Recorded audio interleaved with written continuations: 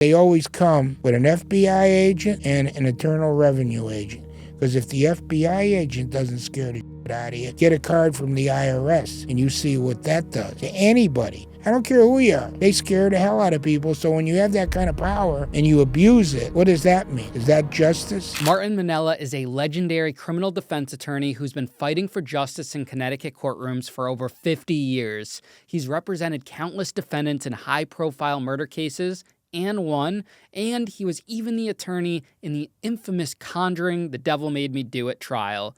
In this episode, Martin reveals why he believes the devil is real, shares shocking stories of federal agents abusing their power, exposes corruption in the criminal justice system, and talks about the devastating impact of false accusations, all from the perspective of a man who spent decades battling the system. Martin, welcome to Locked In. Thank you. Glad to be here. Yeah, thanks to your son, Christian, for connecting us and making this happen. We've been talking about doing this for a while, and you're a Connecticut attorney, criminal defense attorney. Yeah, I've been practicing 51 years, believe it or not, and 77 years old. Wow, 51 years. Yeah, I'm still doing it every day, weekends. I work 7 days a week. Except for today. You're taking the today off to come be here. I took today off to come here. Labor Day. But I was at my office before I came here. And I'm sure you'll go back after this. I got 2 people that are going to be arrested tomorrow. So I have to go to Simsbury and turn them in. Are you doing all your own calls now, too? Like, do people just call you directly, or does that all go through an assistant? Well, I have 4 lawyers that work for me. I have an office in Middlebury on the Waterbury line. I own the building. And I have one in Milford. And I work out of Boston. I've been there for 50 years in Boston.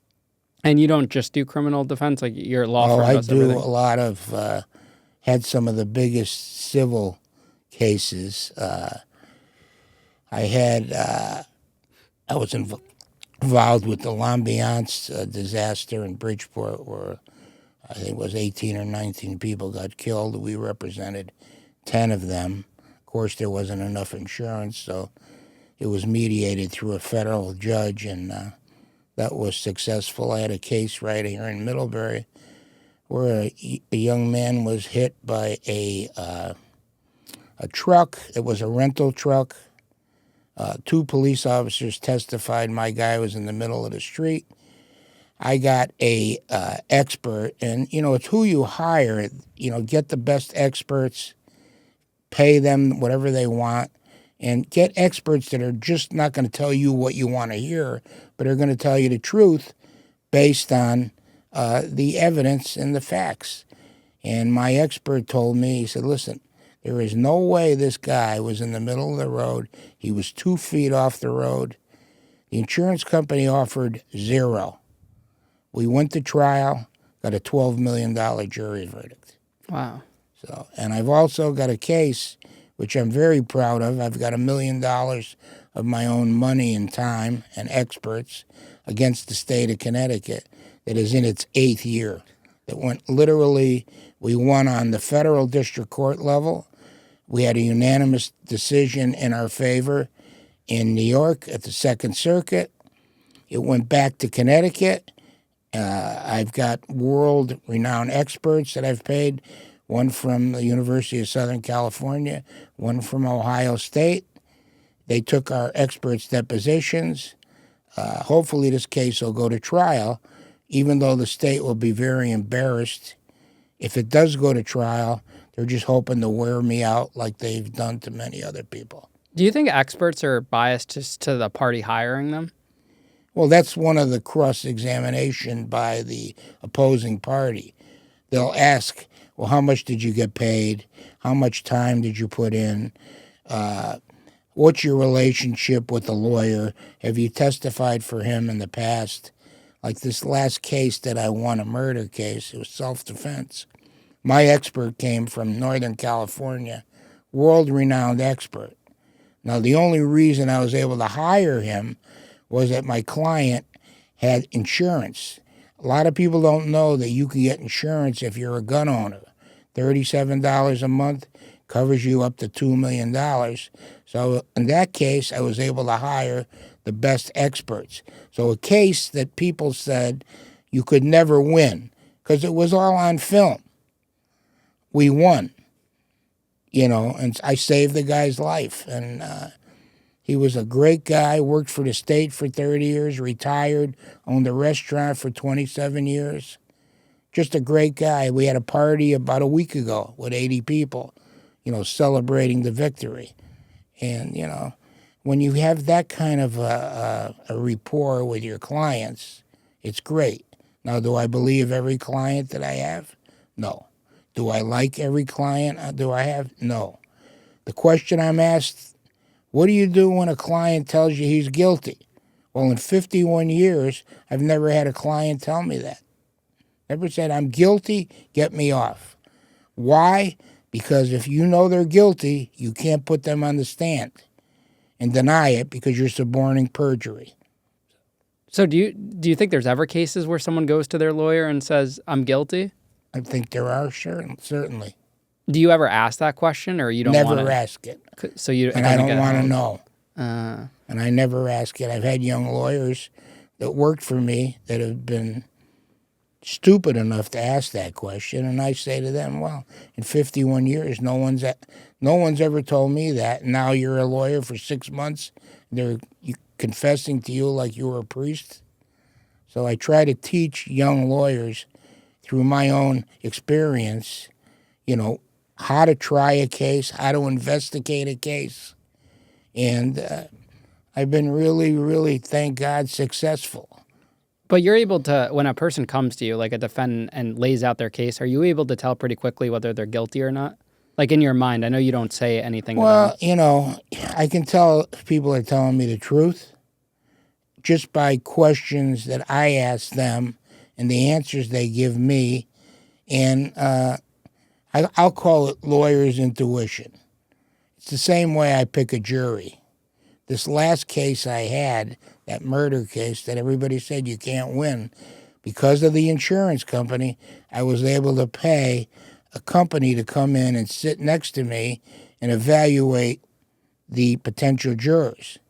And through the use of media and computers, they were able to tell me not only what this guy did, what he said on, because the questions, you get 10 minutes to talk to a potential juror. And they know what to say and what not to say, and you try to put yourself in a situation where you can be impartial. And you ask that question. If I have a defendant who's black, you ask somebody, are you prejudiced? Who is going to say, yeah, I'm prejudiced? Who's going to answer that, right?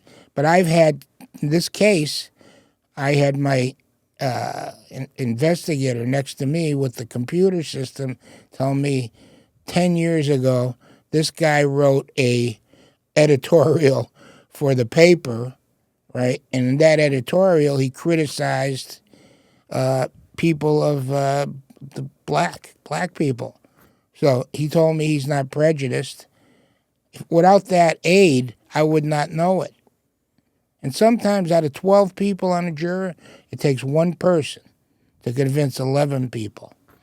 And I had that in a very, very big murder case that I had many years ago. I represented a restaurant owner from Texas whose wife was having an affair with his brother-in-law of 32 years.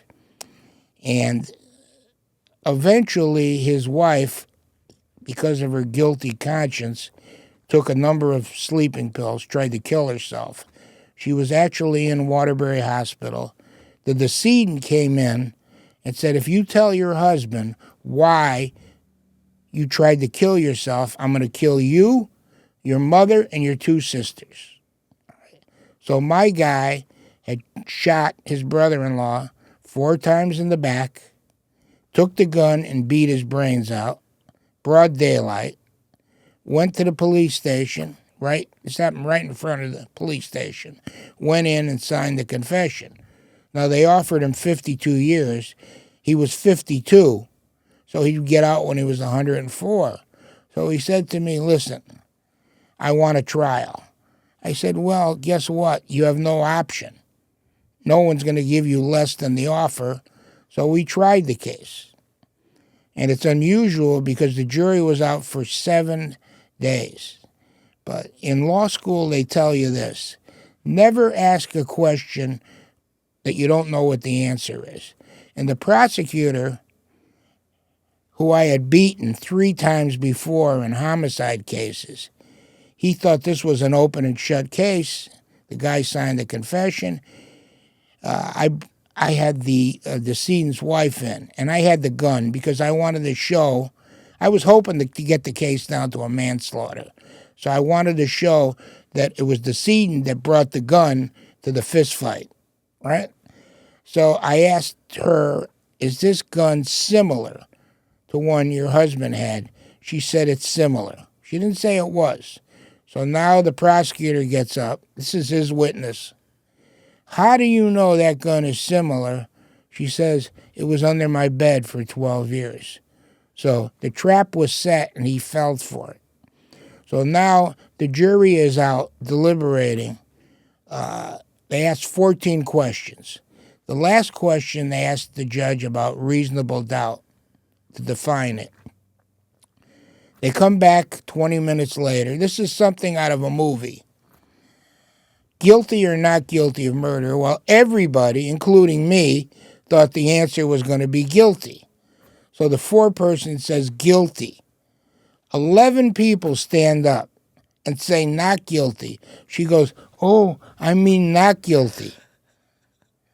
So my guy, he doesn't show any emotion at all. So now there's 7 manslaughters. Each one of those manslaughters, he's going to get 30 or 40 years.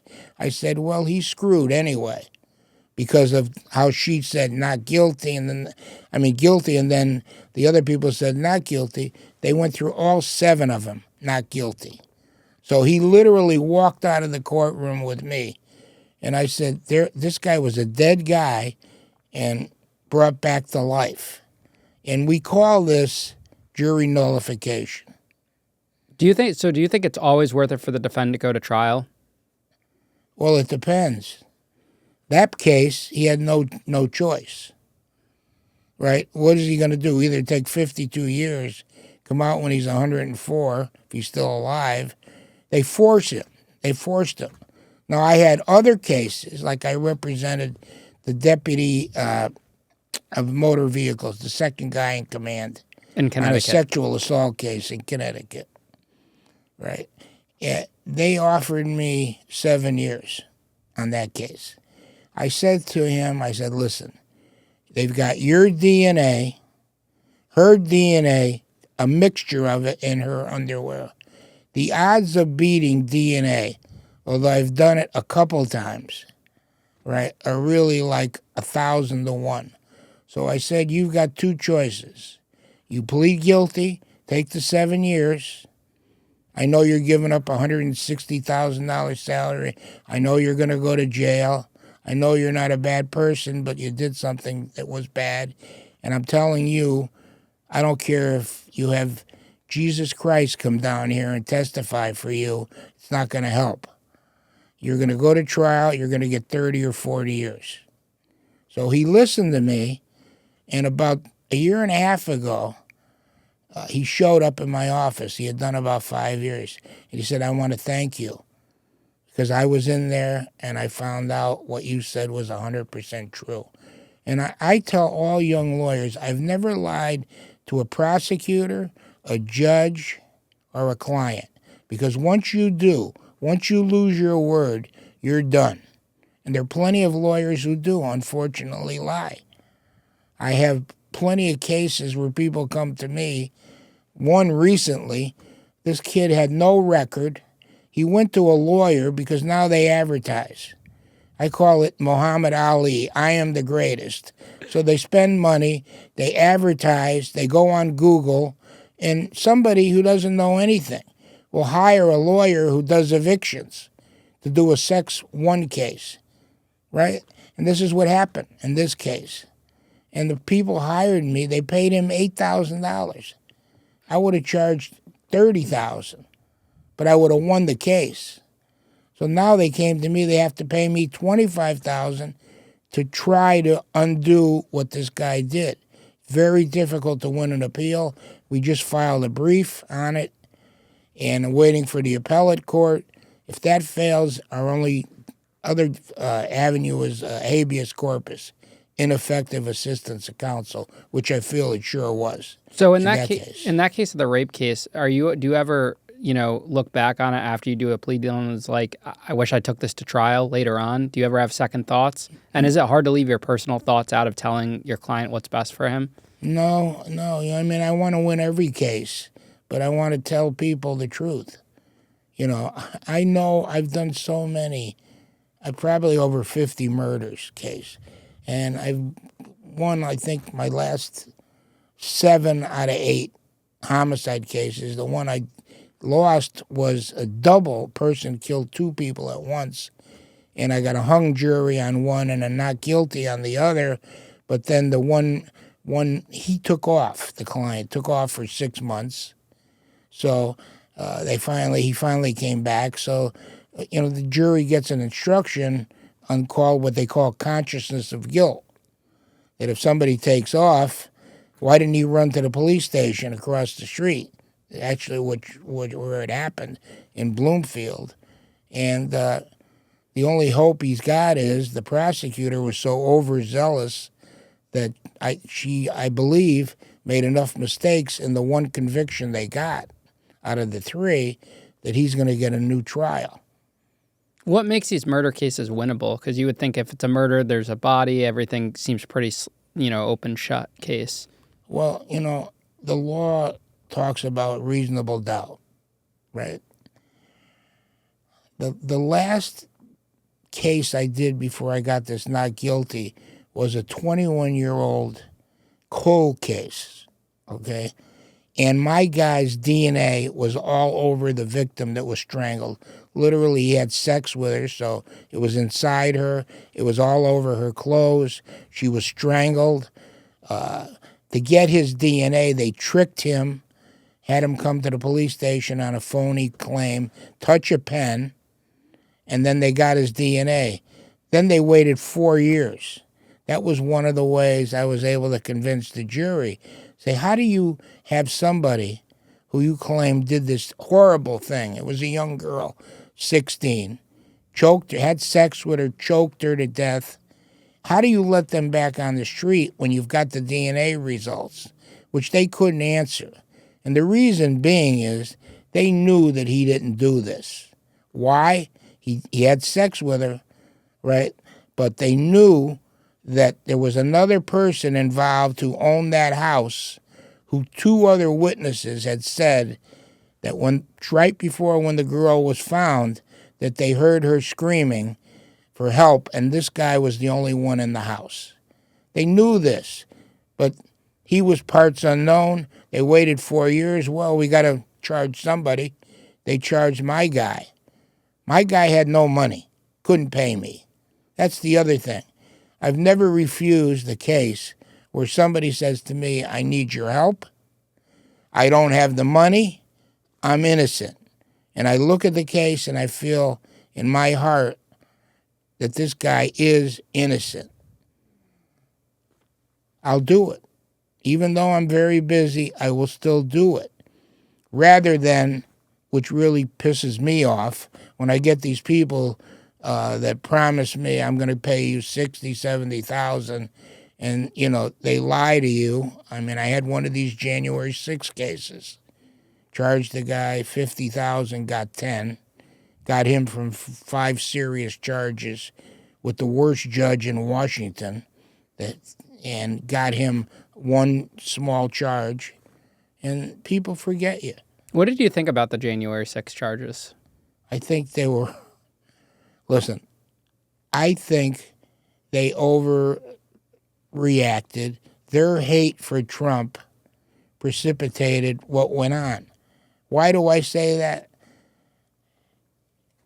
What you don't hear is that Trump asked for 10,000 National Guard people to be deployed before.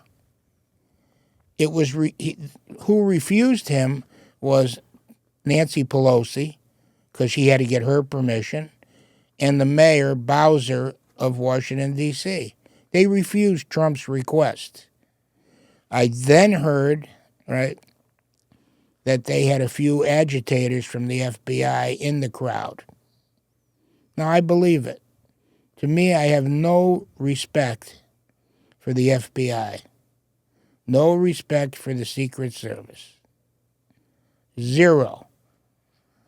When Trump came back in, he hired a guy that I have all the respect in the world for, Kash Patel. He also has Janine Pirro, who I know, who I've met. I consider her a friend. He put her in Washington, D.C. as the U.S. attorney. These are people that don't have to do this job. They can go work for major law firms, make millions of dollars, but yet they want to do the right thing. Now, I've been to the Oval Office. My son-in-law is, his uncle is the United States Senator Ron Johnson, who was third term U.S. Senate from Wisconsin. And although I don't have a close relationship with him, I really like his wife.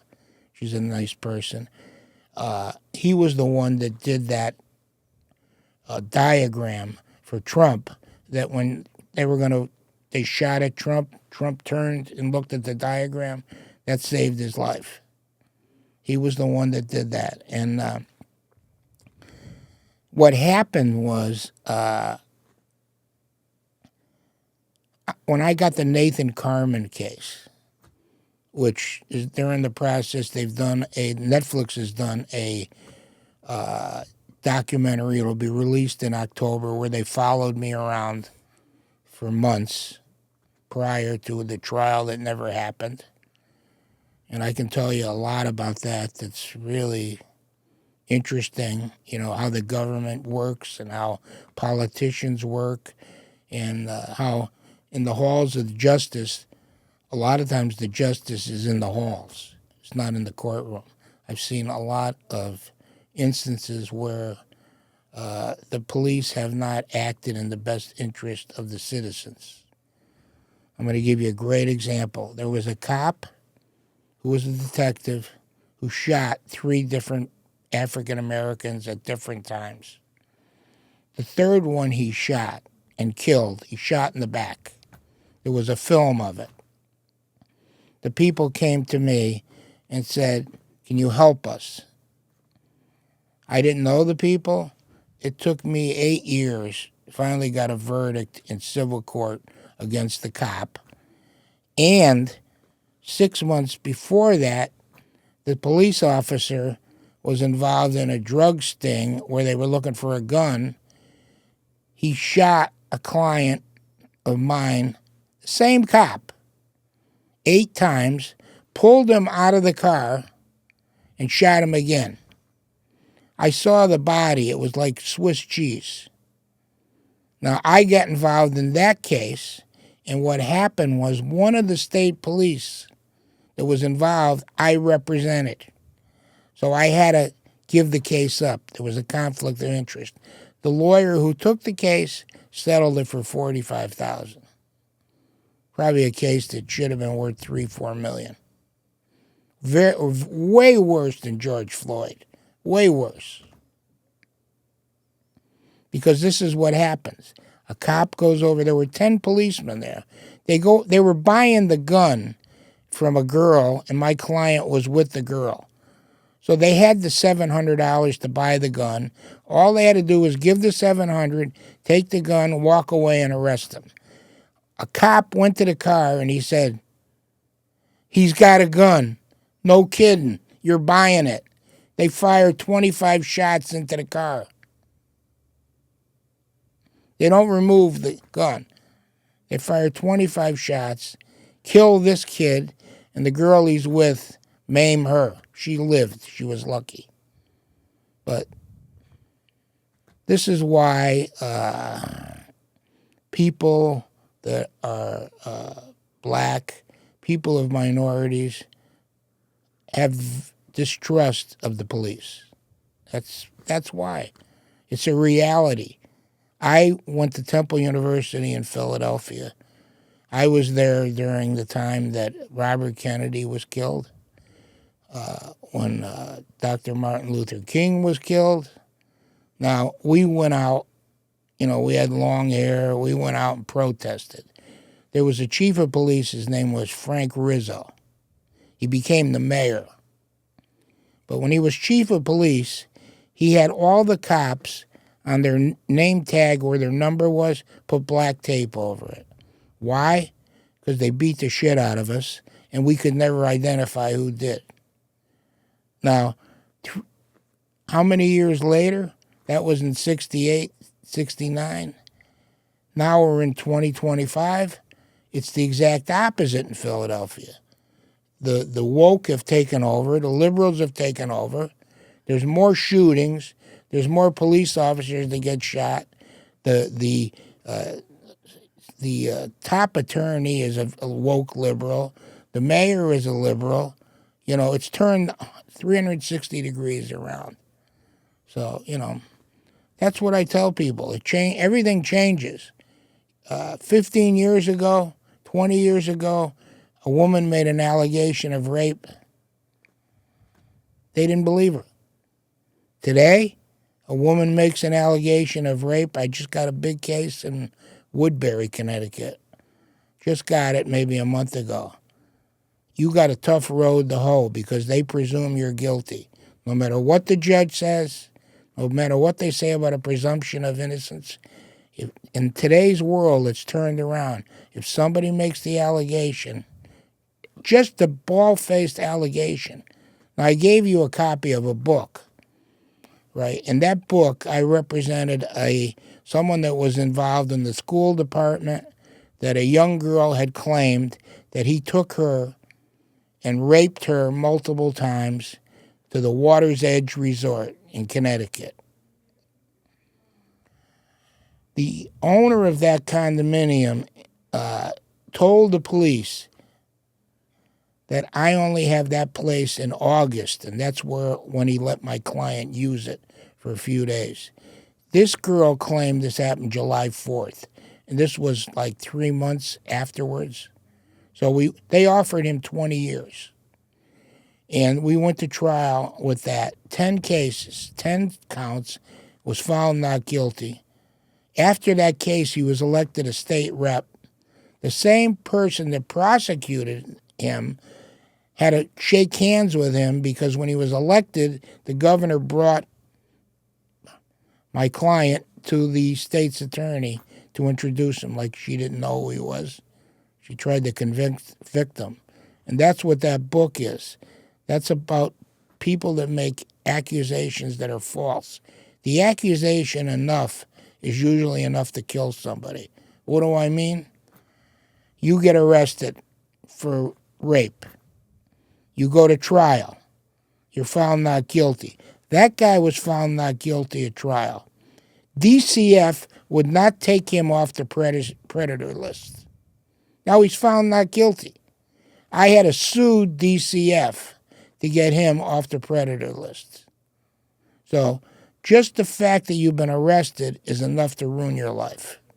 So in a situation like that, I know he had a positive outcome because he got elected to a position, but there's so many people that doesn't happen to where they're falsely accused. Can they sue? How do they get their life back after that? Because what the media does, even if you're guilty before innocent, they'll slander you, they'll put you out. You can't really have a rebuttal to it. I mean, who are you going to sue? They've got the First Amendment. They can hide behind it. They can hide behind the First Amendment and yet come out with fake news. How does that happen? How does that happen that Marshall McLuhan said what? The media is the message? In today's world, I go to Hartford, the court, from Middlebury, from my office. All I see are billboards, lawyers advertising. This one is the greatest. This one is the greatest. I call them the Muhammad Ali advertisers. I am the greatest. Now they have celebrities on their billboards Right. with them, too. There's people that have not even... You'd have to drive them and show them where the courthouse is. In other words, the old days, it was word of mouth. Now you can pay Google I mean, you can pay Google and spend $2,500 a month and have keywords that come out. People are led to your website. There's no content. I recently spoke to someone who really does websites for famous people. You name it, this person does the website. Rappers, singers, artists, he does it. He saw the content that I had. He said, let me handle your website. Let me handle all your advertising, even though you don't do it. You'll have 30 lawyers working for you because you have so much positive content. But, getting it out to the public is another thing. A doctor, you're a neurosurgeon. You can put neurosurgeon. People come to you. I'm a criminal lawyer for the most part. I can't put criminal lawyer. They don't allow it. But they have no problem with allowing people to go on It's a simple formula. You spend $1 million on advertising a lawyer, you get back $3 million for every million you spend. So they're not stupid. It's just statistical proof that that's what happens. But who the hell has the $1 million to throw up? What young guy coming out of school? When I came out of school, I was going to do tort cases, accident cases. My teacher I had in Boston, he said, listen, you're going to be the best tort lawyer around. He used to call me in class, you're the king of torts. You're going to make a lot of money. The first case I ever got was a murder case. And how I got it was the client comes to me to do a contract. He was a cabinet guy for $100. That was 1 week. I was sworn in. A week, I did that. 2 weeks later, he comes to me and said, I just killed somebody. Here's the gun. What the hell? I didn't know what the hell to do. We had a two-family house where our office was. I said, you go upstairs. I put the gun in my drawer. I waited a day. I said, what the hell am I doing? I called the state's attorney who became a judge, Frank McDonald, and I said, he was a neighbor in Middlebury. I said, Frank, this guy came. I got him upstairs. Don't do anything. I'll send the state police over. He sent the state police over. They arrested him. He made bond. 2 years later, had to try the case. Believe me, they might as well ask me to be an interpreter for a Mandarin Chinese person. I didn't know what the hell I was doing, but I knew a lawyer named John McKeon who was great. He was a great trial lawyer.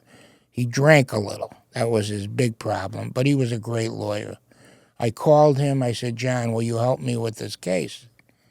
Explained to him the case. He said, yeah, I'll try the case. We tried it in the new courthouse in Waterbury.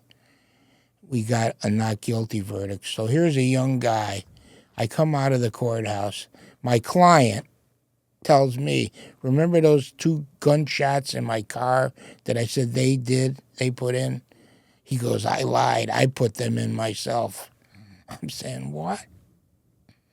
We then went to Diorio's restaurant. The lawyer had 10 martinis. This is no lie.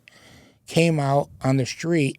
He didn't use the bathroom. He took a leak right in the middle of the street, Bank Street, in Waterbury. I said, you can't drive.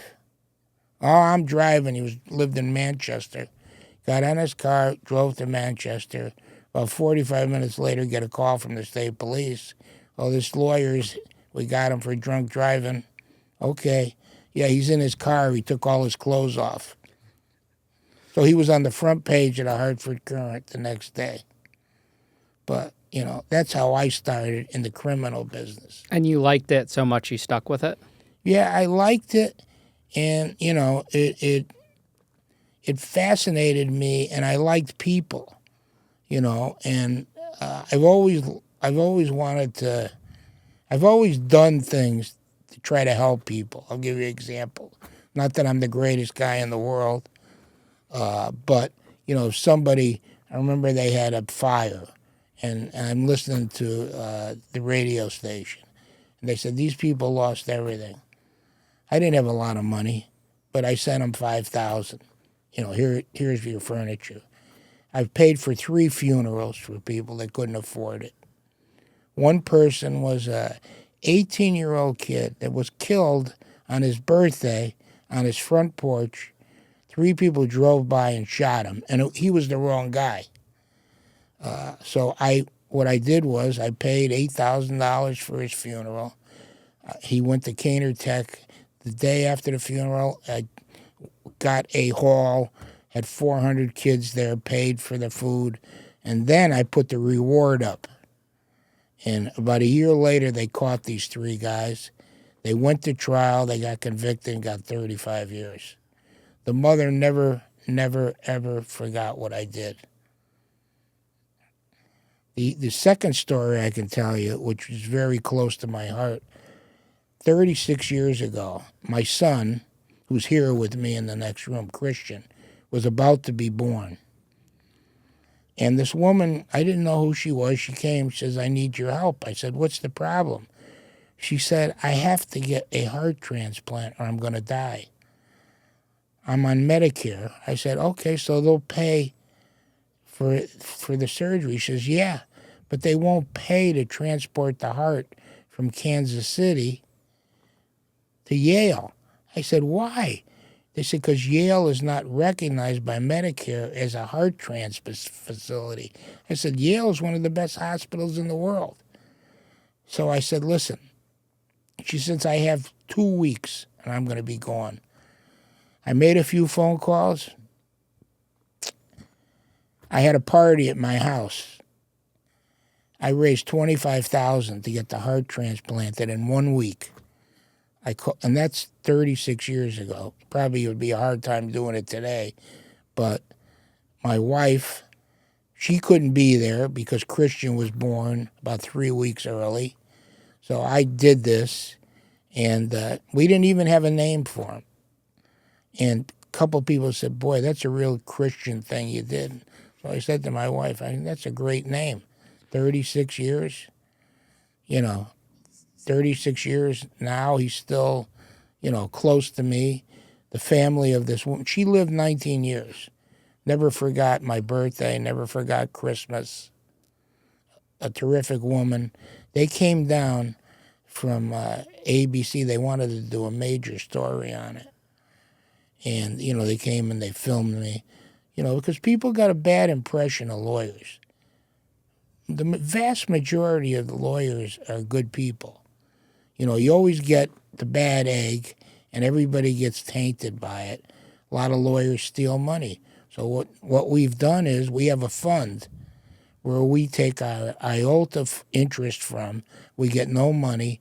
That goes to a fund where if people are robbed by lawyers, if their money is stolen, the lawyers get together and we pay them. And, it's a good thing. But, I think there's 7,000 lawyers in Connecticut. So take 7,000 of any profession, you're going to find some bad people in it, even doctors. I mean, then there's also the lawyers that aren't necessarily bad people, but they represent individuals who have done very heinous things, and they get a lot of heat for that. How do you feel about that? I'm sure there's been cases where you've represented someone that the public does not like. A lot of times. But guess what? I do not represent anyone that hurts a kid unless they go through Marty Minnella's treatment. What is that? I have a guy who was a former police officer who does polygraphs. Now, a lot of people don't believe in polygraphs. I do. And he polygraphs all the police officers in the state before they become police officers. So his name is Mike O'Loughlin, a great guy. I say, Mike, I want you to polygraph this guy, and I believe in him, and I want you to tell me what you think. And if he says that person is not telling the truth, I believe what he says, and I don't care if they got $10 million. I won't take the case. not hurting a kid. I've got 5 children. I do not want to get involved. What's the worst thing? You get somebody off like that, and then they go out and do something else to a kid, especially in today's world, where you have crazy people shooting. We had Sandy Hook. Now we had recently in Minnesota, the awful tragic shooting there, and people blame the gun. Second Amendment people. Oh, it's not the gun. It's the person who pulls the trigger. Because most, I'm going to say 99.9% of these murders or shootings, and I've had a lot of them. They're with weapons. They're not legal guns. They're either stolen guns or guns bought off the street. The person's going to find the way to get the gun. Right. And you know what gets me? Really gets me. Connecticut is very liberal state, okay, in a lot of ways, but not in the judicial system or the system of justice we have. What do I mean by that? What I mean by that is they're giving Trump all kinds of grief about bringing the National Guard into Chicago. I don't know if you know how bad the south side of Chicago is, but there's usually, this weekend, 52 people were shot, 7 people were killed, a number of them are young kids. Killed. You know how you stop that? Not with the National Guard. You deputize people to go in there as assistant U.S. attorneys. Here's the difference. If you get caught with an illegal weapon in Chicago, your average sentence is 4 months. You got that? If you get caught with an illegal weapon and the feds are involved, you're going to get 10 years. So what you do is, and you send a bunch of FBI agents there, and you publicize this. If you get caught with a weapon and you are not licensed, you are going to jail for 10 years, and you're going to be sent to a federal prison 2,000 miles away from here. So your relatives won't be visiting you, and you won't be getting many calls. I guarantee you, within 6 to 12 months, the shootings in Chicago will be 20% of what they are right now. That's all you have to do. You don't have to send in the National Guard. You just have to send in FBI agents, assistant U.S. attorneys, double deputize people that are regular state's attorneys, make them a federal representative also, and let it be known. You get caught with an illegal gun, you're not going to jail for 4 months. You're going to jail for 10 years, and kiss your relatives and girlfriends and friends goodbye, because you're going to be 2,000 miles away from here. And, on that same topic, so in the feds for, child, pornography type cases, they have mandatory minimums, which are very high. But then you look at Connecticut, I see Connecticut cases where someone of those crimes will get 3 or 4 years. That's the same time I went to prison for. It doesn't make sense. I just had a case. I could not even look. It was a child porn case. I had 8,000 images. I looked at 5, and I couldn't look at any more. I had one of the other lawyers in my office do it. I said, and the guy had a prior state conviction where he got probation. So now with the feds, because this is a second conviction, it's a mandatory 10 up to 20.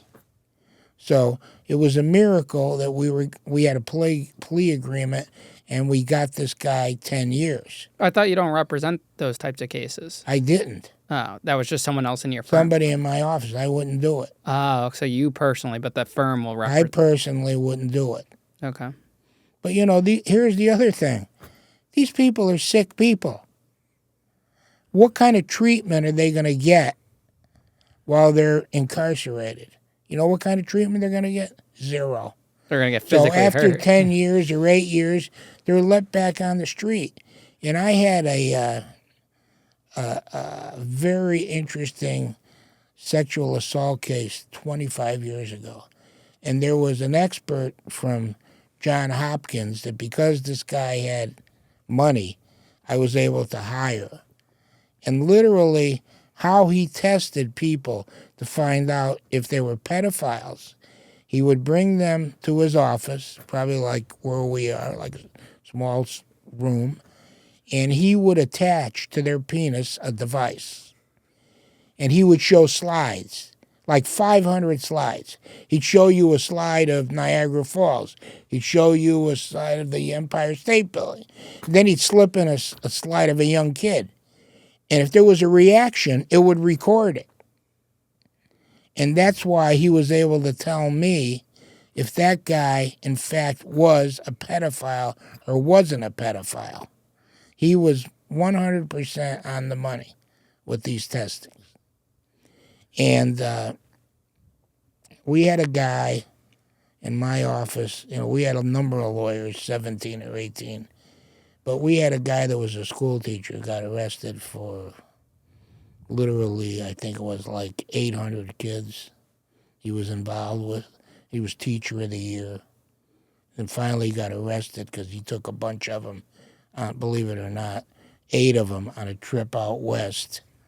And he made these kids dress up in all different outfits and take pictures of him. But the outcome was he got state. He got like a year, but then he got put on that Depo-Provera, that drug. It's like chemical castration for life.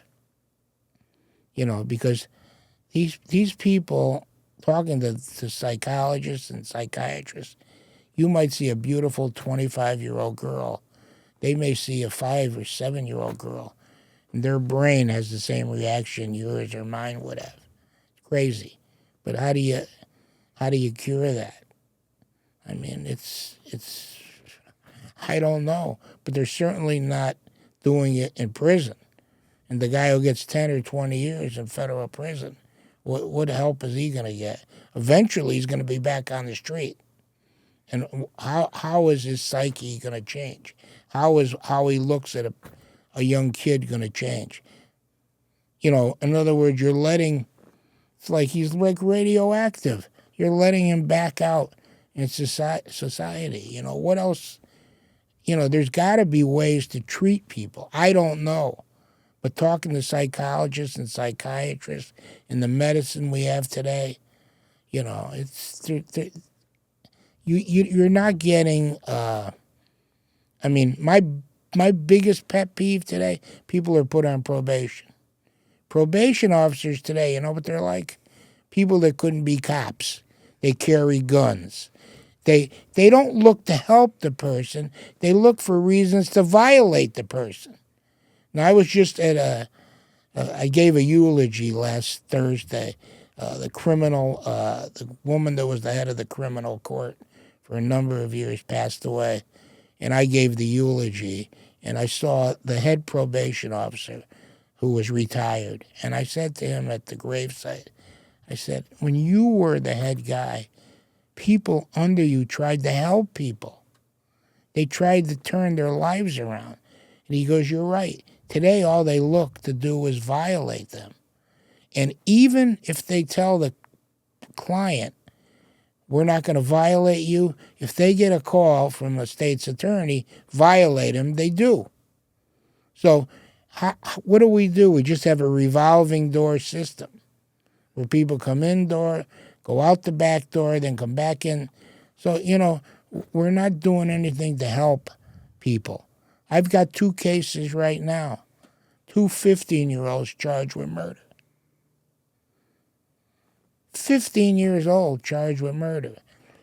In Connecticut, what they've done is they've said if that person gets convicted, they only do 60% instead of 85% if they get convicted or plead guilty to murder, if they're under 21. But where is where does the help come in to change that person's life? I mean, most of them have the same background. No father figure, nobody to look up to. I think there's a new series on Netflix about, it's either Netflix or it's Fox Nation. It's one of them about God, school, and sports. And it's about a black coach. I think it's 5-part series. Most of these kids don't have a father or a father figure, and he's become that. And, they mixing religion with somebody that they can respect, look up to. Somebody's going to give them some parameters. Somebody's going to say to them, listen, you can go this way. You can get incarcerated, you can go to rehab, or you can go to the cemetery. So you want to fool around with drugs? Those are your 3 choices. Unfortunately, I guess it's like my daughter worked at Yale for 10 years. She was an English major. I had a sad situation. My youngest grandchild got leukemia. My daughter decided, listen, forget English. She went to Yale. She became someone who, for 10 years, did phase 1 and phase 2 new cancer drugs. She worked with people for 10 years, then got hired by a bigger company that dealt with Yale.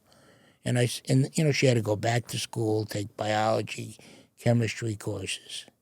And I say, why don't they cure cancer? And people say, well, they don't want to. It's a big money maker. But it's the same thing with the justice system. Why do we have so many people get arrested, then come out, get arrested, come out? Why? Because we're not doing anything to change them. All we're doing is warehousing prisoners. I've got a case right now going on. I sued the Commissioner of Corrections. I sued a bunch of people from the state because I have a radon case. It's the first case in the United States where a facility and a government were sued for building on a waste site in Newtown, Connecticut, a prison that's listed as Class A radon. What does that mean? That means the CDC said this is the highest level in New England for radon, and you build it on a waste site. What does that mean? It means that it permeates through the concrete because it's a waste site. So they decided in 1988, the World Health Organization and the CDC said, listen, radon among non-smokers is the leading cause of lung cancer. Among smokers, it's number 2. So the state of Connecticut decides to build, listen to this, the first smoke-free prison in Connecticut in 92. They build it without spend $50 million. They don't put a remediation in the facility that would take care for $300,000 would solve any problems with radon. They also had water coming from an aquifer into the prison for almost 10 years that had 8 times the level of uranium that the CDC says is safe. What does that mean? That means if you take a shower, right? I never knew anything about it, but I do now. They call them daughters. The daughters of radon attached to the molecules in the water, in the air. You come up, you breathe it in, it goes to your lung, could stay there for 30 years. It's like asbestos. So what happens is in Connecticut, they were sued. There was a case, the Supreme Court case, the Helling case, and it talked about secondhand smoke in prisons in Connecticut. It went to the Second Circuit in New York, then to the United States Supreme Court. So the level of radon was so high in this prison that it was like 8 times the actionable level that the government said and 6 times what Connecticut says is safe. Now, they did nothing about it until a guard came to me and said, listen, they've done these tests. They're telling us, but they're not telling the inmates. I said, what? And he gave me the test results, and I looked at them, and I said, these tests, it's a prison where they have a lot of medical prisoners. The highest level is in the prison part of it, the medical part of it. It's like smoking 2.5 packs of cigarettes a day. So what happens is I sued them in federal court on behalf of the inmates. I then sued them in state court on behalf of the administrators, the first warden of, he's my lead plaintiff, and all the guards that worked there. Because they never gave notice. And when they did the tests, they never tested the cells. So what the state did was in 2000, they passed a law that if you bought a house or got a mortgage, you had to have a radon test. Or if you had a classroom, you had a test for radon every year. They had 7 classrooms in Garner. They never tested. In 2013, the teachers said there's something wrong in this facility. They saw mold in the classrooms. So they then tested for radon where they wanted the test. And what did they do? They didn't do anything. They never told the prisoners. They told the guards, we're going to give you workman's comp slips to fill out. 30 years from now, if you get sick, you can make a claim. Because you had to make the claim within 2 years. Even though you're not sick, you can still make the claim. So the guards came to me, and they were supposed to give them tests, baseline tests, which they never did. So the guards came to me.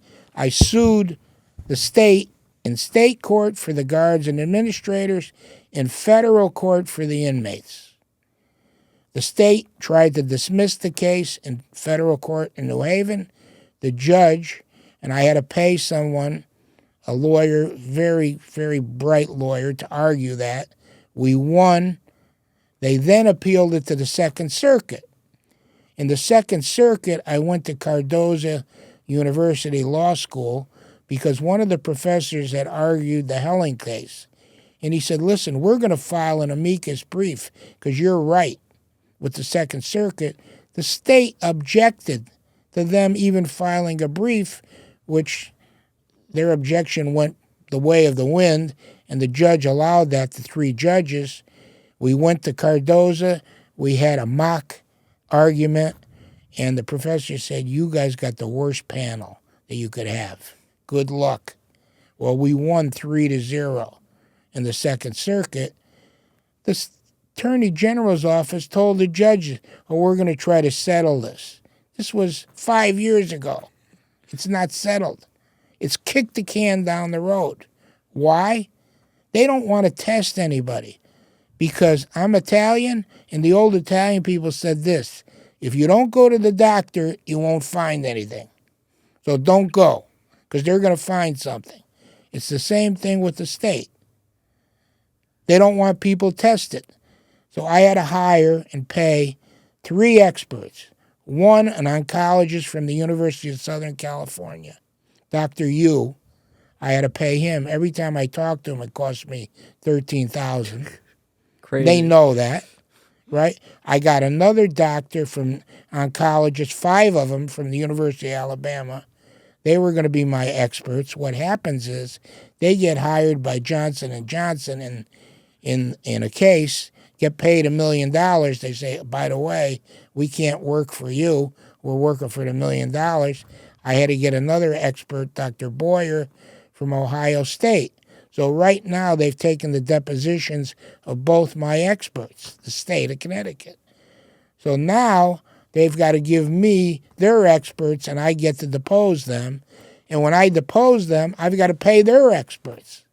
So you can understand what it's been like, $1 million on my back, right? And what are they hoping for? I guess, number one, I die. Number 2, I say, I'm not spending any more money. Number 3, I just say, to hell with it. I'm packing it in. Because the woman that I had working for me was brilliant, graduated from Harvard undergrad, Yale Law School. Her name was Laurie Welch Rubin. She had a stroke. So it was left on my back. So I have to hire people. not only my firm, I've got to hire people to make sure that things are done the right way. Like once I get through the examination of their experts, and this is what their experts are going to say, believe it or not.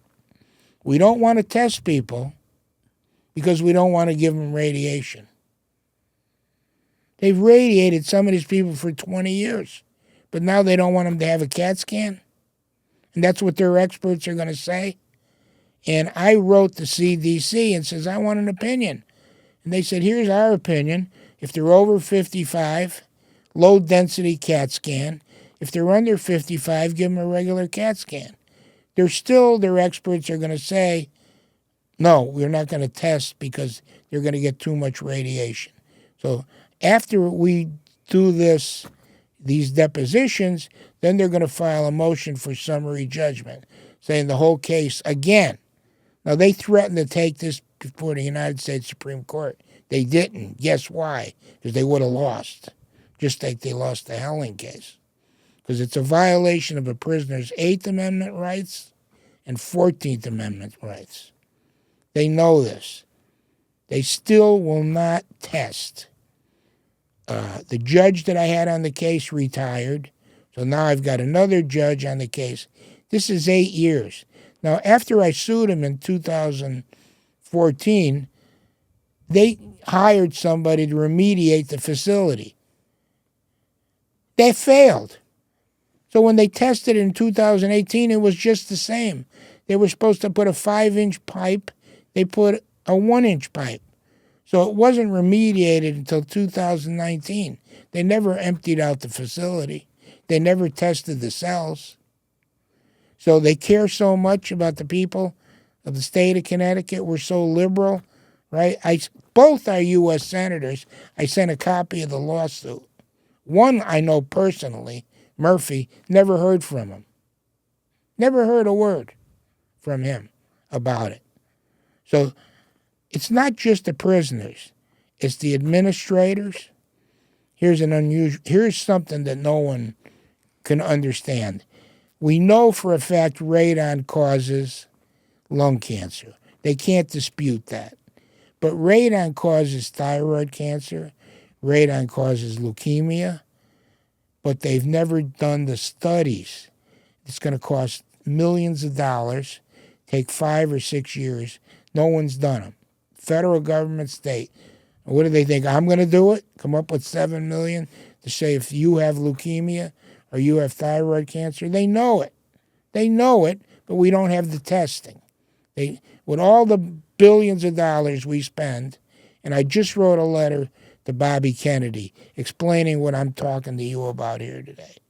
I just sent it out last week, and I said, please, I can't get any help from our 2 Democratic senators. Can I get help from you? Explain everything that I'm explaining to you, the history of it, and how the government has treated these people. Now, there was 10 females that worked in that facility in the office. Within a 2-year period, 5 of them developed breast cancer.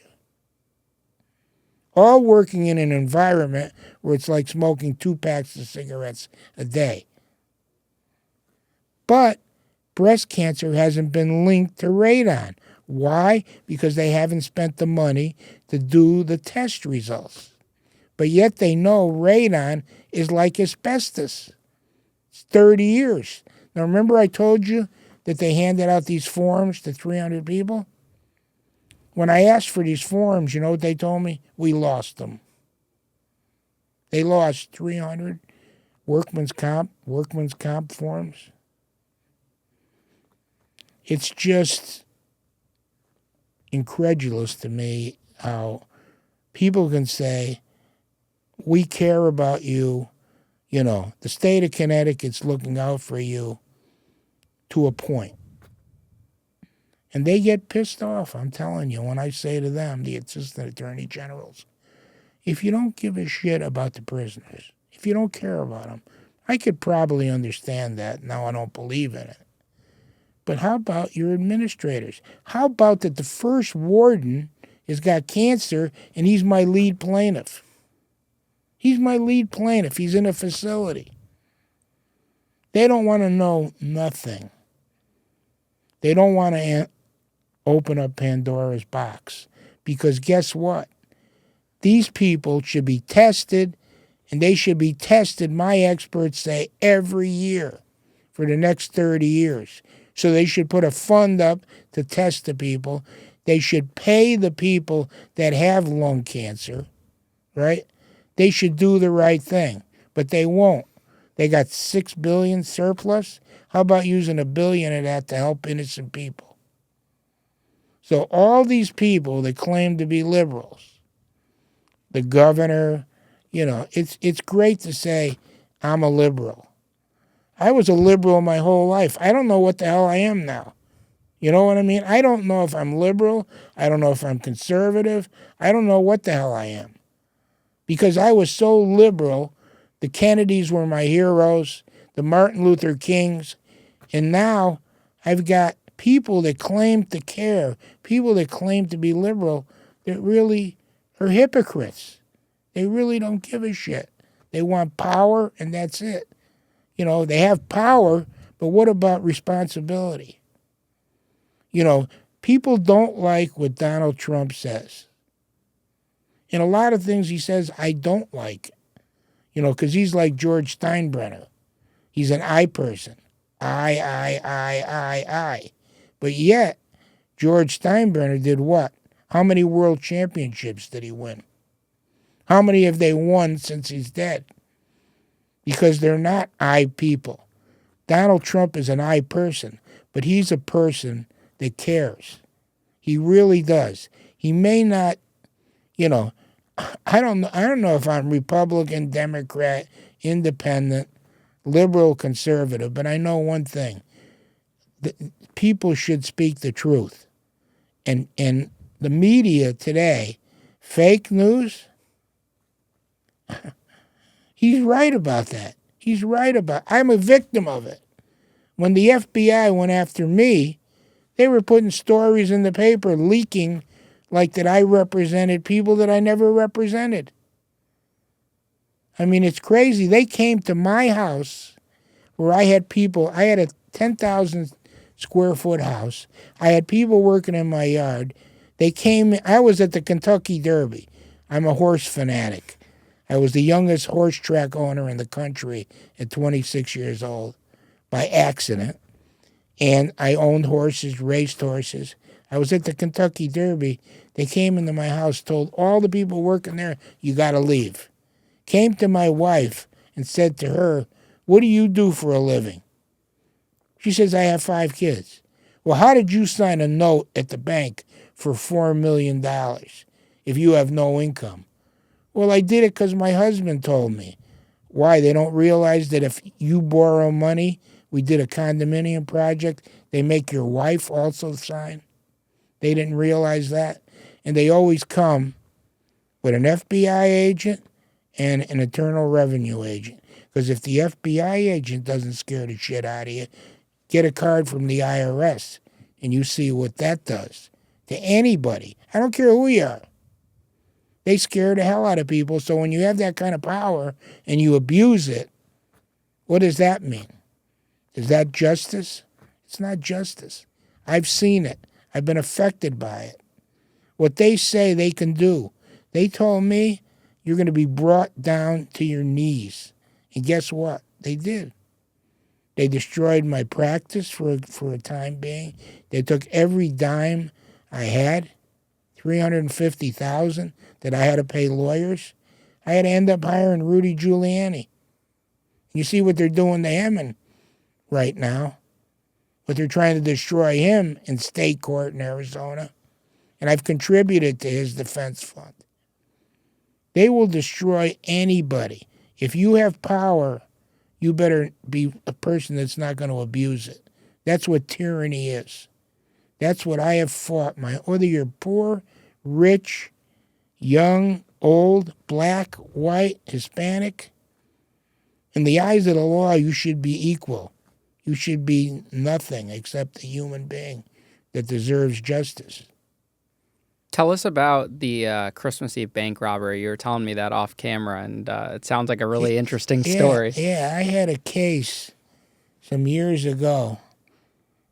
I didn't even tell you the end of it, what happened, but Oh, you saved it for live. I had a case that on Christmas Eve, these 4 individuals went to the mall in Waterbury, hooked up a tow truck to the night deposit box, pulled it off the wall, stole $250,000.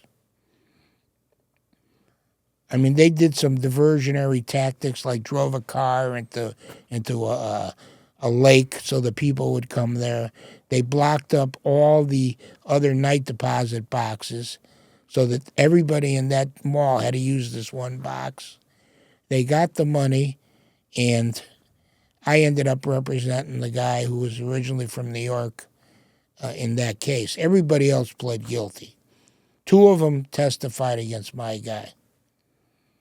And of course, I consider myself cross-examining people. You know, I don't want to sound like Trump, but I am the best lawyer you'll ever see, doing 2 things: cross-examining people and giving a final argument to a jury. I can be the other juror that sits in the box, that sits right in there with them. And I often wished, and the cases that bother me the most are the cases that people told me I won and the people are still convicted. And usually because I put somebody on the jury that I shouldn't put. That's why picking a jury is so important. So important.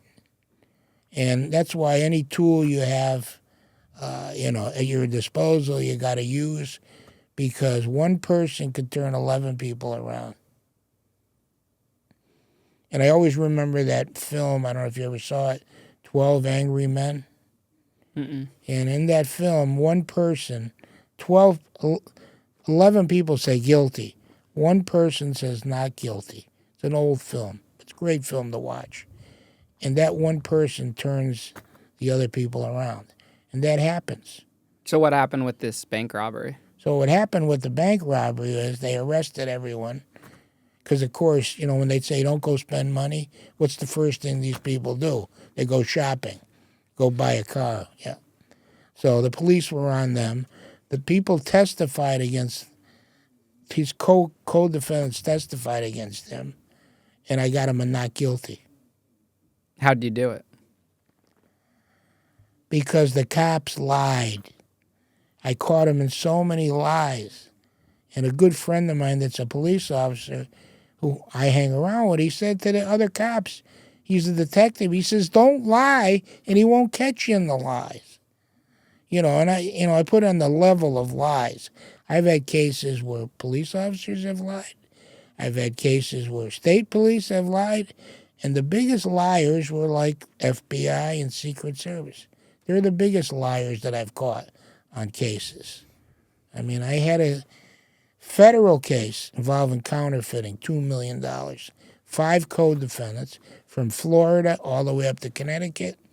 The conviction rate by the government in federal court is 99.5%. I tried the case. Jury was out for 7 days.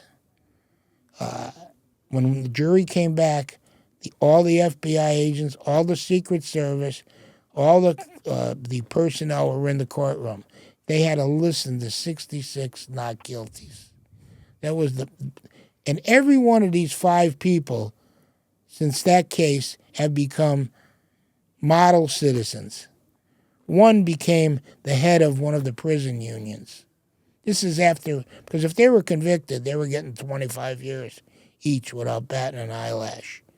But I caught the Secret Service in so many lies. I talked to the jury afterwards.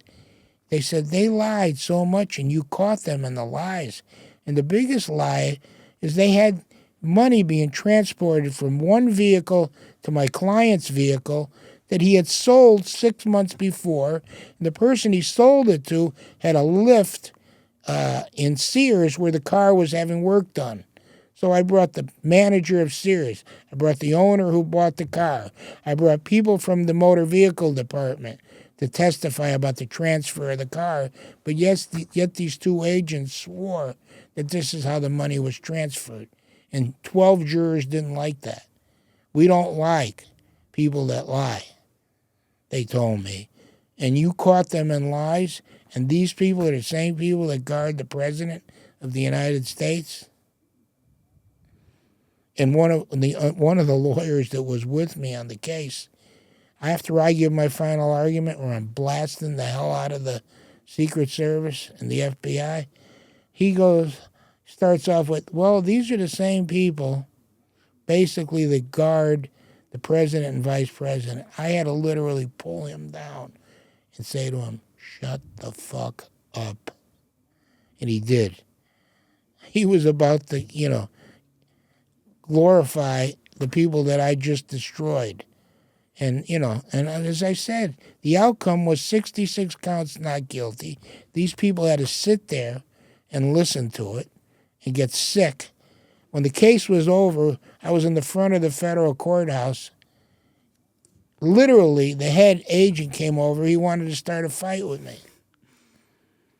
I said, you want to start a fight with me because I did my job? You lied. You fucking lied. You're under oath. You're supposed to be a federal officer. You're supposed to just tell the truth, right or wrong, whatever.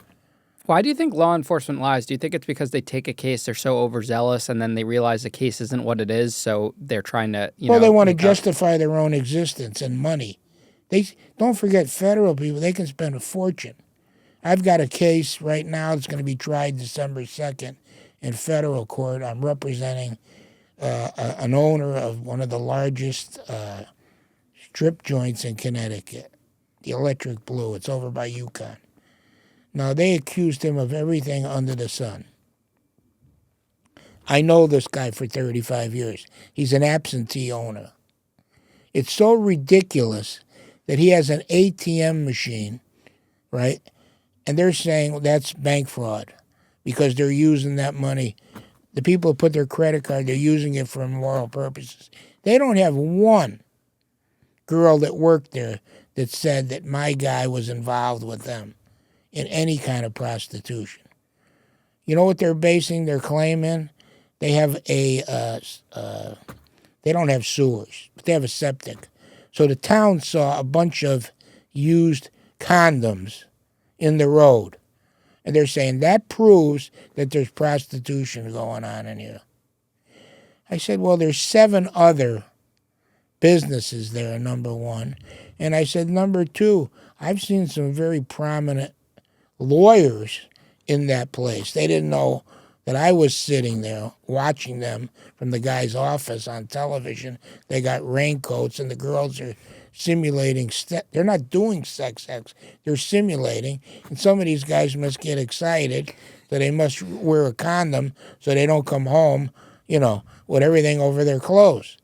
But they don't want to hear it. They don't want to hear it. And all the real guys that I knew, the real FBI agents, the real guys that would not lie, that did their job, they're all gone. So now what you have is all these young guys, overzealous, overpaid. And don't forget, most of them, during the period of the time where we literally closed the courts, they were all sitting home and getting paid for doing nothing. They were doing nothing, getting paid. So now all of a sudden they come back to work, they got to start indicting everybody. Well, it's good for my business, but, most people can't afford me. They've got to get a public defender or somebody appointed by the court to represent them. And with federal cases, 90% of federal cases are plea bargains. 10% that are not, 1% are won at trial. So it's very difficult. You go into a courtroom and a jury sees United States of America versus Joe Smith. Well, who the hell's the United States of America? They're part of it, right? They're part of the United States of America. So, of course, right away, the judge says he's presumed innocent. And then they say, here's the best one. The grand jury charges this person of this offense. Well, they don't know what the hell a grand jury is. It could be 23 people. There's no defense lawyer in a grand jury. There's one prosecutor. He just presents all the inculpatory evidence. They don't hear any of a defense, but they see the grand jury charge him. We're the petite jury. Well, what the hell? Some of them say, if a grand jury, who are we? We're the petite jury, the small jury, and whatever they say, they take as the gospel truth. Yeah, I don't understand the whole grand jury thing. It just doesn't make sense why they even have that, and you're not allowed to defend yourself in it. Right. It makes no sense. And people don't know this, that a grand jury only hears one side of the story. A guy is in there, and most people that are defendants take the fifth. So right away, oh, he's got something to hide. Right away, the prosecutor's presenting all this evidence, and there's nobody refuting it. Nobody, I mean, the grand jurors can ask questions, but what the hell do they know about the law? Right? So they bring him in, boom, boom, boom, boom. They indict him. I've never seen, there's not many cases where they haven't found a true bill. I can't name one. How much do you think it costs the government to run a trial? Like, say, a 3-week trial from beginning to end. Federal or state? Federal. How much is that racking up for taxpayers? I think it's probably racking up, because don't forget, they take years to present. They may take a year to present their case, put their case together. And you as a lawyer, they can have a trial within 90 days. So most of their cases are layups. It's hard to beat them. They've got such a head start. And of course you can waive your 90 days and, get the discovery. I've got cases right now going on. I've got a drug case from L.A. to New Jersey to Connecticut. It's a wiretap case. I haven't gotten all the discovery, and this is since April. I haven't gotten all the discovery. My people are sitting in Wyatt in Rhode Island. I was there. Yeah, they're sitting there, and I've made 3 trips up. And I don't have all the discovery. I don't have it. And the judge has told the assistant U.S. attorney, get him the rest of the discovery.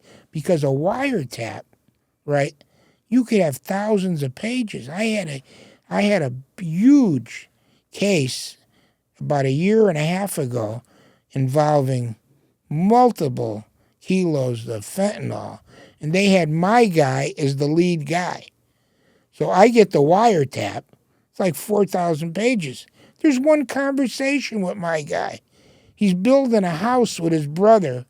They know it. He's building a house, and he says, can you bring over the thingamajig? The brother comes over and brings him a box. So in their mind, the thingamajig is drugs, right? My investigator, right, how I met, for 35 years I fought him. He was the head of major crime. He was then head of the task force. So when I went to his party when he retired, there were 850 cops there. I said, I got to hire this guy. He's been with me 15 years.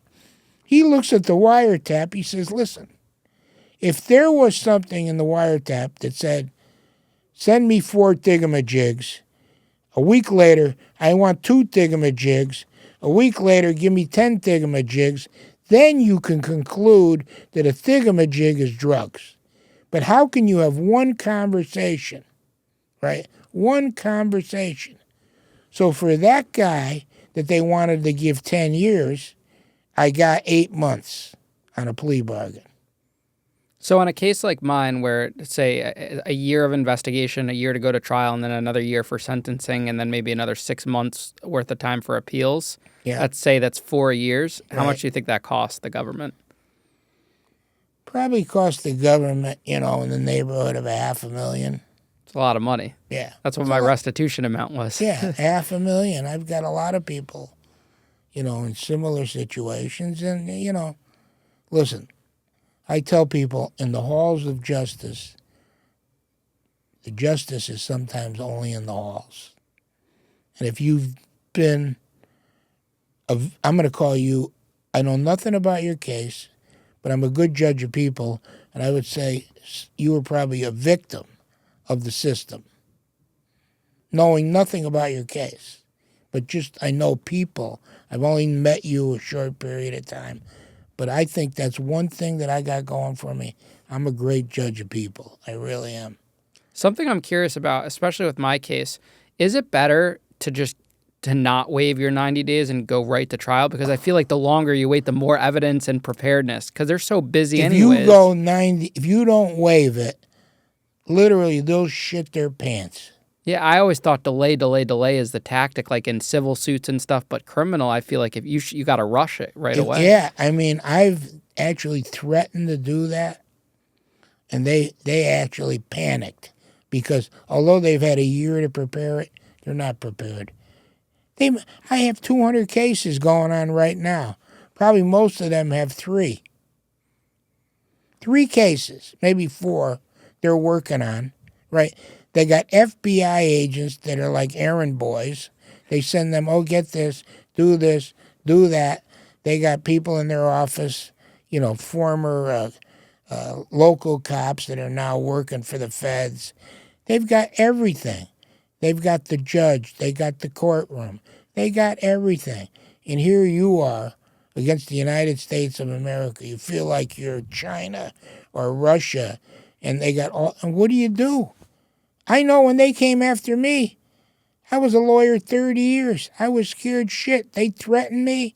Everything they said they would do to me, they did, except kill me. Same thing with Trump.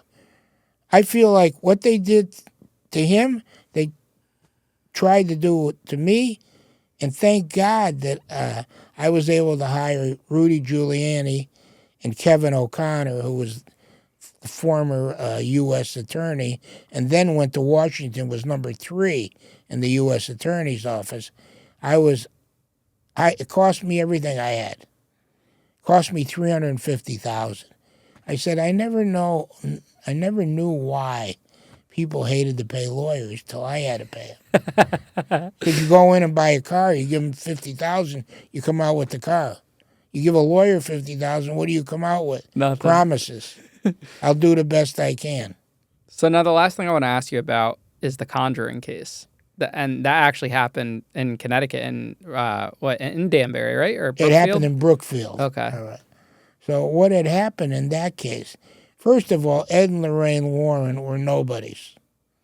They were ghost hunters. They went to high schools, and they got $10 per person to listen to their stories about Annabelle and these various things. When Arnie Johnson, who they were working with, when he was arrested 9 months after they started working with him, with the priests, there were 5 priests assigned to and here's the other thing. The church wouldn't admit they were doing exorcisms. They didn't admit, this was 1981. They didn't admit until 1999 that they did exorcisms, and they sent priests to Rome to learn the rite of exorcism. And I know why, because I had people calling me from all over the world, from Africa. Hey, my brother's possessed. What do I do? I didn't believe it in the beginning. I met Ed and Lorraine Warren because I represented a judge who had a problem. And he was from Danbury, and he recommended me to Ed Warren. So they called me up, and I went with my law partner. We met him at Sean's Restaurant in Hamden, a great spot. Sean Riley owned it. We went, we had dinner, and my partner's looking at me, and he's saying, are they fucking crazy?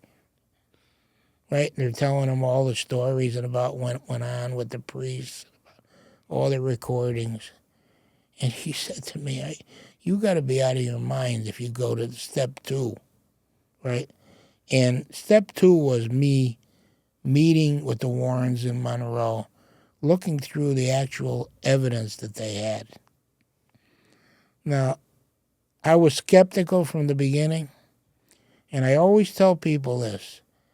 I don't know if there's a God, but I can tell you one thing. I know there's a devil. And I heard the devil, his own words, through an 11-year-old boy's mouth on a tape. He was functionally illiterate. Functionally illiterate, this kid. And he spoke in Latin during one of these exorcisms of 42 demons that were in his body. And it wasn't the voice of a child. And all in Latin. And the priests, 5 of them that didn't know each other, one was Father Virgilac. Father Virgilac's father was the police chief in Norwalk. Father Charbonneau was principal of East Catholic in the Hartford area. These were not crazy people. They were doing the exorcisms. They didn't want to call them exorcisms. But during the exorcism, where they were taking all this information down, the Conjuring, the movie wasn't exactly what happened. They used that literary license, I guess they call it. But number one, they had a lawyer play me, a woman lawyer play me, because they didn't want to pay me. You see, Dick Clark did the Demon Murder in 1983, and he paid me $50,000 in 1983 because they used Richard Mazer to play me in that movie. And this is the one with the dog pound or the dog shelter? Yes. So which movie was this? The Conjuring? No, it was the Demon Murder. It's on YouTube. But the actual Conjuring film that came out about this. That was done by Paramount. And what was the name of that? The Conjuring 3. The Conjuring 3 it was. Okay. So here's the movies. The Demon Murder was the first one. The Conjuring 3 was the third Conjuring series. And the Devil on Trial, which is on Netflix right now, is a documentary that they did 2 years ago where they followed. They talked to everybody, including me, on a number of occasions. They did their program, but it's all a documentary. And so the Warrens hired you to represent the one that did the murder in the dog shelter. Right. Okay. And what was interesting about the outcome of that was the fact that Arnie Johnson had stabbed Alan Bono, right, 4 times in the heart. And the medical examiner testified each one was enough to kill him. Okay? The Judge Callahan, would not let the priest testify, would not let the Warrens testify, would not let anyone testify about demonic possession. Now, what's interesting about that was that I went to England because there were 2 cases in England where demonic possession was used as a defense. Why? Because the law says to convict someone of a criminal case, you got to prove specific intent. That person had the intent. When you say he's possessed, he can't have the intent. And they allowed it in 2 trials in England. Well, what does that mean? Well, that means our system is based on English common law. And I felt anything that would negate specific intent should have been allowed. Now, the judge didn't allow it. But let me tell you something. We had so much publicity on that case that every person on the jury knew about it. It didn't have to come in front of them. They knew about it. All right? Then comes the Brookfield police. I had the chief in Brookfield. He was going to testify that he went into the house and saw the kid levitate, and he also saw objects being flown around the room. And he was not somebody who was a crazy guy. He would have been an excellent witness. And what happened was, the first day of trial, the lights in the courtroom keep flickering. So the judge calls Hartford, I want somebody up here. They come up. They can't figure it out. Why? The first day, somebody on the jury, their kid gets involved in a bad car accident. We had to stop the trial. The second day, something happened to another family member on the jury. Now, when I was looking at the police report about the murder, what they said was that basically My guy took a knife and plunged it 4 times into the chest of Alan Bono. But the police report said that, this is crazy, they said that Arnie Johnson said, "Let go of my knife," right? Let go of my knife, meaning the alleged victim had the knife, right? So the cops crossed out knife and they write in wife. So I'm questioning the cops. What do you mean let go of his wife? He didn't have a wife. Why did you cross out knife? Because that shows some kind of self-defense? They couldn't answer it. It was so stupid that they did that.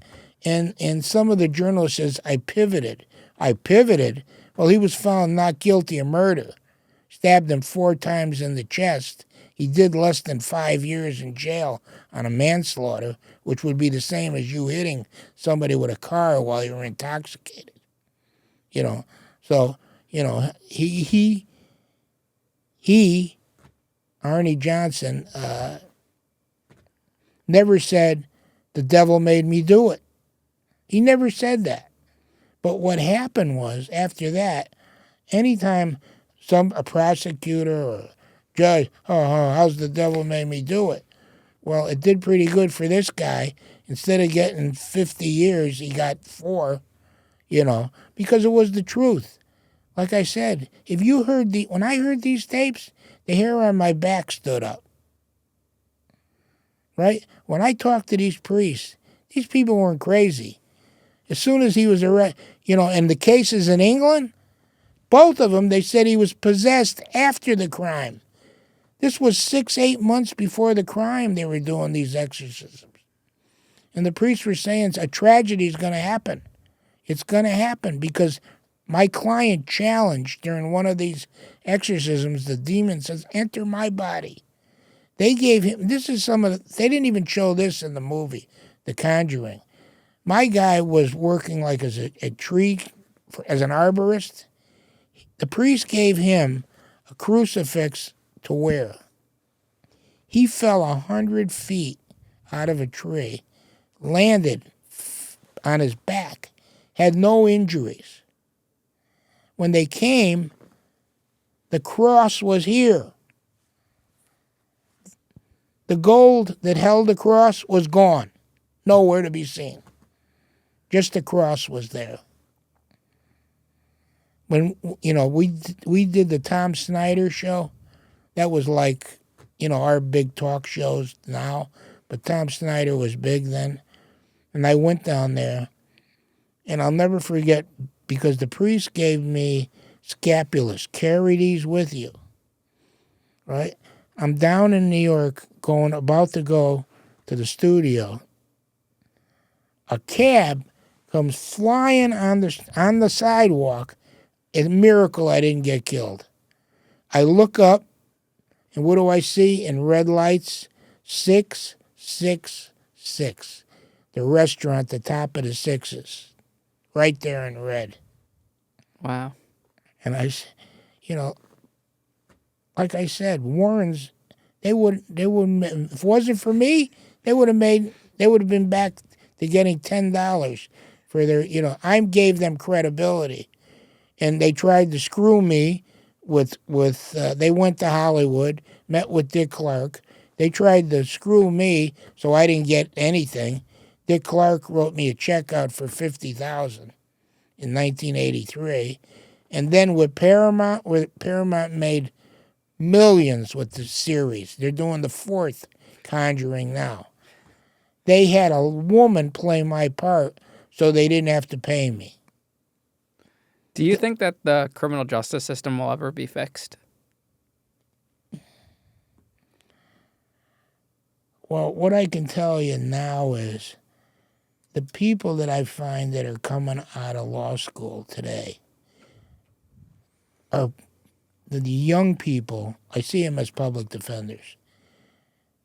I tell people all the time, listen, if you can't afford me, right, get a public defender, because most of them are really good and smart.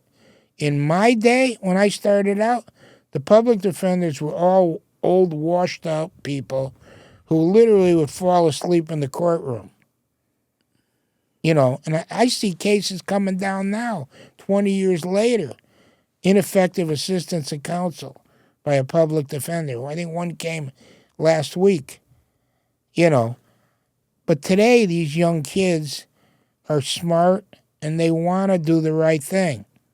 The majority of them, you know, they're not out for the money. They're really good people that especially in the public defender system. They're bright. They want to do the right thing. In my day, forget about it. Forget about it. If you ask somebody did you become a lawyer? Well, for the money. If they told you the truth. But you know, and I see the ones that are still around.